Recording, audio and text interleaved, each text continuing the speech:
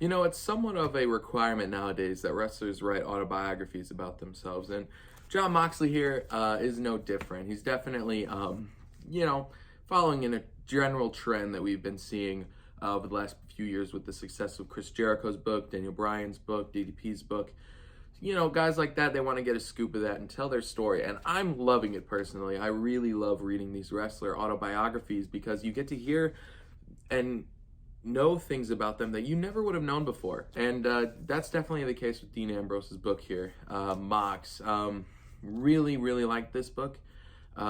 It definitely didn't follow in the normal trend of these wrestler autobiographies that I've been seeing. It kind of skips around his entire life. It starts right around the time he's debuting in AEW, and he never really goes to his childhood or anything until about halfway through the book when you start to hear stuff like that, which is honestly refreshing. I'm kind of sick of every wrestler book starting out the first few chapters with, I was born in this town, and growing up, I always loved watching wrestling on TV, and I decided I wanted to do that. No, he gets kind of right down to the meat and potatoes and only tells us the most interesting stories. And that's honestly one of the most refreshing things about this book, is that it trims the fat. You know, there's nothing in here that you don't want to hear about. He tells a lot about when he was learning about how to wrestle and going up in CZW and just the insane stuff that he used to do to people and himself just to get a leg up in the business and try as hard as he can to accomplish his dream of becoming a pro wrestler, and that he accomplished. He also tells about his decision to leave WWE, but honestly, he fully expects you to have listened to that Chris Jericho interview, because he does not tell any stories about him getting tired of working there, burnt out.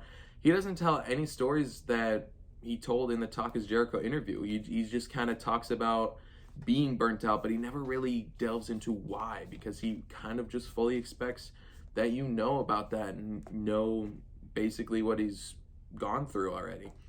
It's honestly very refreshing to see something like this where the wrestler just kind of knows that you know. He knows fully what he wants this book to be, and it's honestly just one of the best wrestler books that I've read in a very long time.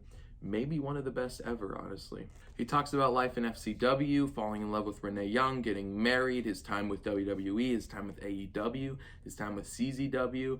There really is no stone left unturned when you want to learn about Moxley's life. And honestly, there's a lot of disgusting things he used to do in the ring, but he just talks about why he operates the way he operates, and this book is very uniquely his. I find a lot of times that these wrestler autobiographies kind of get very samey. I read Daniel Bryan's book, and it felt like it was written exactly the same way that Chris Jericho's book was written, just with Daniel Bryan's life instead of Jericho's. And that was one of that's the case with a lot of these autobiographies that I read, but this one is very uniquely his. He definitely wants it to be his book, and he definitely takes no prisoners in doing that. Overall, I recommend you buy this book. I give this a solid 5 out of 5. And yeah, I hope you leave your comments down below about what you thought of it. And my name is Wrestling Figure Mania, and I'll see you guys later.